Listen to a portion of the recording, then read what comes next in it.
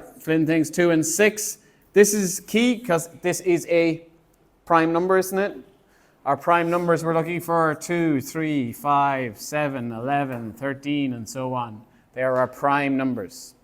So 2 we stop with, so we must continue with 6. That's 2 times 3. Prime, very good. Finishes. Would be 2 and 5. Are these both prime? Yeah, they are 2 and 5, both in my, so remember these are the prime numbers I am looking for.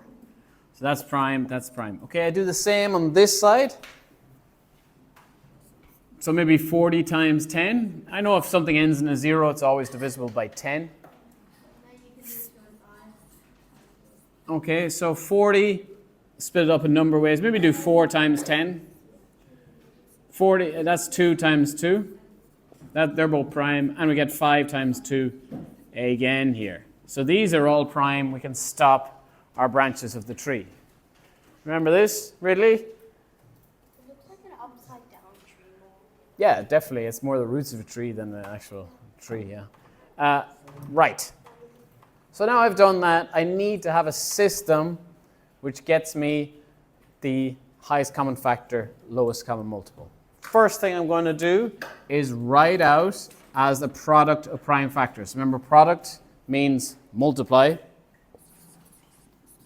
is multiplication, and prime factors.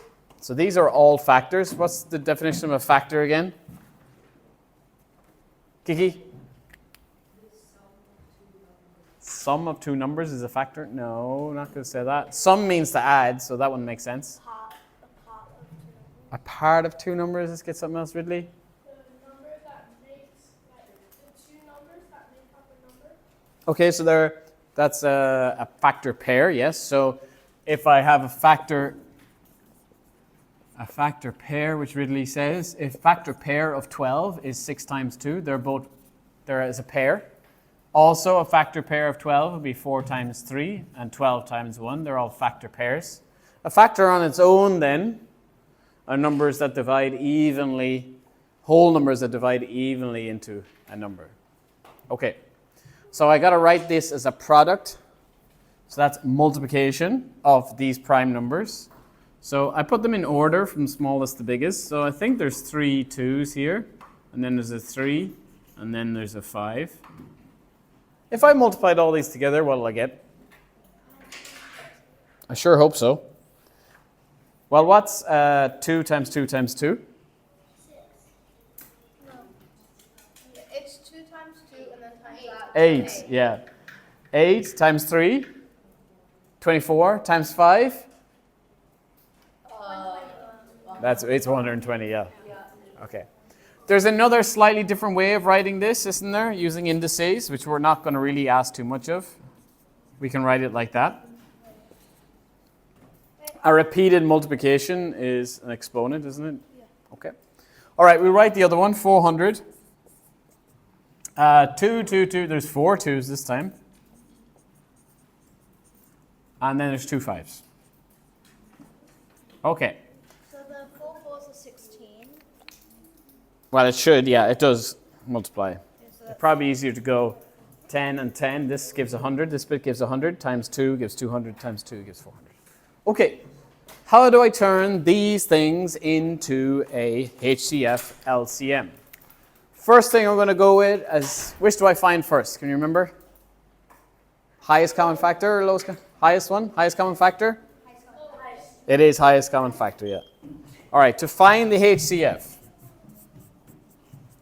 I take what? I take what's in common in both lists. So there's a 2. There's another 2. I just write it once. There's another 2. And there's a 5. This will always give me the highest common factor. There are other ways of doing it. You can do listing methods if you want. Wait, so you just times those together and that would equal? Yes. What is the answer? What is the highest common factor? 40, yes. 2 times 2 times 2 is 8. Times 5 is 40. Of course, yeah. This one's particularly easy. The one in your exam will not be as easy. Right, so I have the highest common factor. How am I going to get the lowest common multiple? The smallest number that they both divide into, that these two both go into. Is it something to do with the leftover numbers? Yes. So to get the lowest common multiple, I take this number, 40, and I multiply it by the rest. So that's the highest common factor multiplied by the rest. What I mean by the rest, I mean all these leftover bits. So, okay, wait, could you just times 3 times 2 times 5 and then times that into that? Of course, you're talking about the commutative property of multiplication. It doesn't matter what order you do it in, because it would always get the same answer. Yes, sir? Will you be allowed to use a calculator for this in the test? Yes, you have a calculator. So for these kind of multiplications, yes. Okay? Not for like. But I'm going to ask you to draw a prime factor tree, write as a product prime factors, and then do this method. But you can do this multiplication. So what is the answer to this multiplication? Anyone got it? Lanny? 1,200. Yeah, 1,200.